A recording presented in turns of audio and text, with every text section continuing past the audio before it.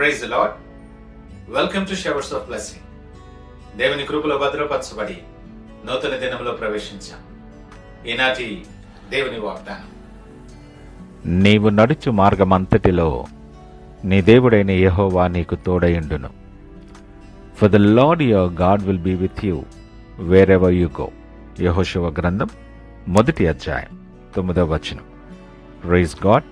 ఈ నూతన దినములో దేవుడు మీ కొరకు సిద్ధపరిచిన ప్రతి దీవెన ఆకాశపు వాకిళ్లు విప్పి మీ మీద కృమ్మరించునుగాక. మరి ఒక నూతన దినాన్ని ఆరంభిస్తున్న నేపథ్యంలో ప్రేమ కలిగిన వాగ్దానము ద్వారా దేవుడు మనల్ని దర్శిస్తూ ఉన్నాడు.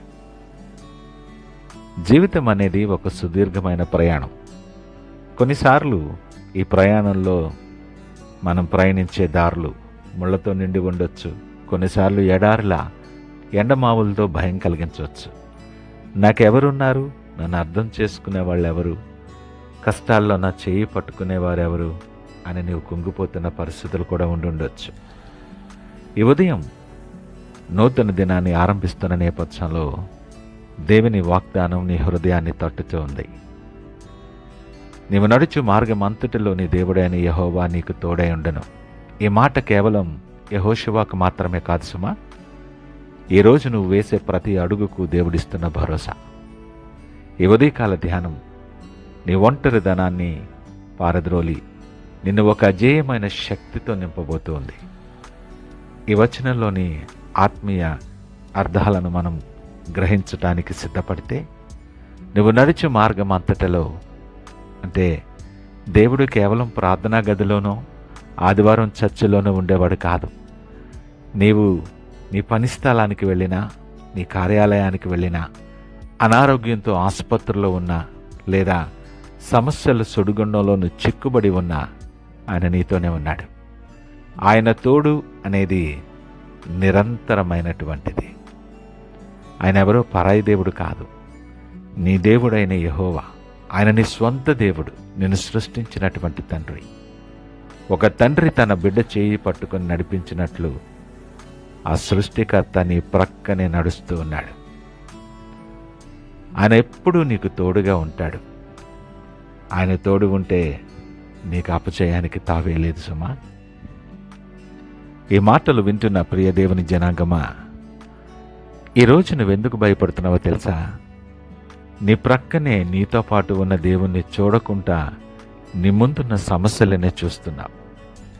నువ్వు దేవుని కోసం కేటాయించాల్సిన సమయం నీ ఒంటరితనాన్ని తలుచుకుంటూ నిస్సహాయ పరిస్థితిని బట్టి ఏడవటానికి ఆ సమయాన్ని ఇస్తూ నీ ధైర్యాన్ని కోల్పోతున్నావు. మనం దేవుని వాగ్దానాన్ని నమ్మకుండా ఈ లోకపు మనుషుల అండ కోసం ఎదురు చూస్తున్నాం. నడిచే మార్గంలో ఆయన నీతో ఉన్నప్పుడు నీవు దిగులు పడడం దేవుని శక్తిని తక్కువ చేయడమే కదా. ఈ శ్రమల దినాలలో ఒకసారి ఆగి ఆలోచన చేయి.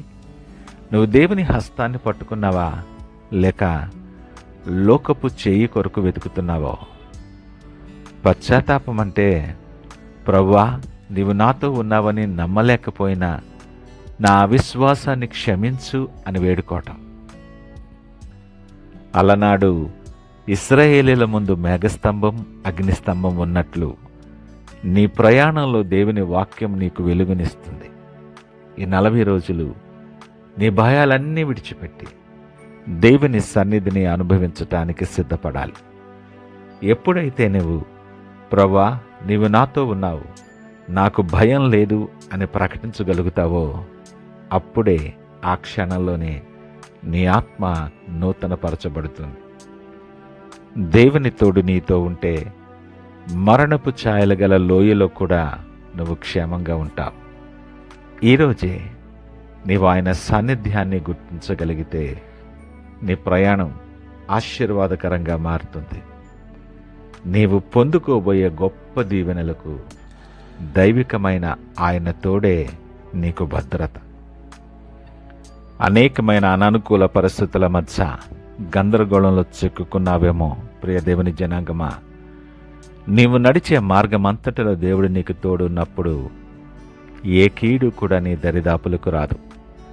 పూర్తి సురక్షితముగా నీ ప్రయాణం సాగుతుంది. రెండవది, నువ్వేటి వెళ్ళాలో తెలియని సమయంలో, గందరగోళంలో ఉన్న నేపథ్యంలో ఆయనే నీకు దారి చూపిస్తాడు. నిరంతరంగా నీకు మార్గదర్శిగా ఉంటూ నిన్ను నడిపిస్తాడు. ఆఖరిగా, నీవు ఒంటరివి కావనే నిశ్చయత నీకెంతో నెమ్మదినిస్తుంది. అద్భుతమైన శాంతి.